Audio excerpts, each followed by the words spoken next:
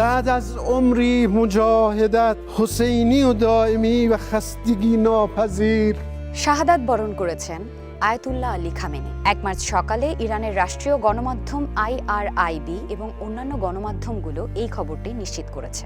খামেনির মৃত্যুতে ইরানে নেমে এসেছে গভীর শোকের ছায়া, আর পুরো মধ্যপ্রাচ্যে যুদ্ধের উত্তেজনা নিয়েছে এক নতুন মোড়। 40 দিনের রাষ্ট্রীয় শোক ঘোষণা করেছে দেশটির সরকার। বার্তা সংস্থা রয়টার্সের তথ্য মতে যুক্তরাষ্ট্র এবং ইসরায়েল যখন যৌথভাবে ইরানের নজিরবিহীন হামলা শুরু করে, তখন খামেনি তেহরানের অত্যন্ত সুরক্ষিত একটি গোপন স্থানে তার শীর্ষ উপদেষ্টাদের নিয়ে জরুরি বৈঠকে ছিলেন। মার্কিন প্রেসিডেন্ট ডোনাল্ড ট্রাম্প শনিবারই প্রথম খামেনির মৃত্যুর বিষয়টি সামনে আনেন।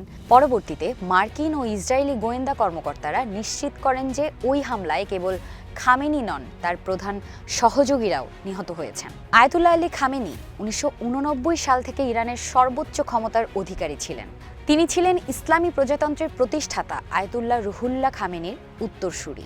মৃত্যুর আগ পর্যন্ত খামেনি ইরান সরকারের সব শাখা, সামরিক বাহিনী ও বিচার বিভাগের উপর একচ্ছত্র নিয়ন্ত্রণ ধরে রেখেছিলেন। কিন্তু এখন প্রশ্ন উঠেছে, দেশটির দায়িত্ব নেবে কে? আল জাজিরার একটি প্রতিবেদনে বলা হয়েছে, সর্বোচ্চ নেতার মৃত্যু হলে ইরানের সংবিধানের একটি নির্দিষ্ট প্রক্রিয়া অনুযায়ী 3 সদস্যের একটি পর্ষদ দেশটির দায়িত্ব নেবে।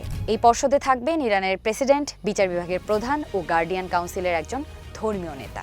ইরান সংক্রান্ত যে কোনো আপডেট পেতে ভিজিট করুন ঢাকাস্ট্রিম.net, ফলো করুন ঢাকা স্ট্রিমের ফেসবুক পেজ এবং সাবস্ক্রাইব করুন ঢাকা স্ট্রিমের ইউটিউব চ্যানেল।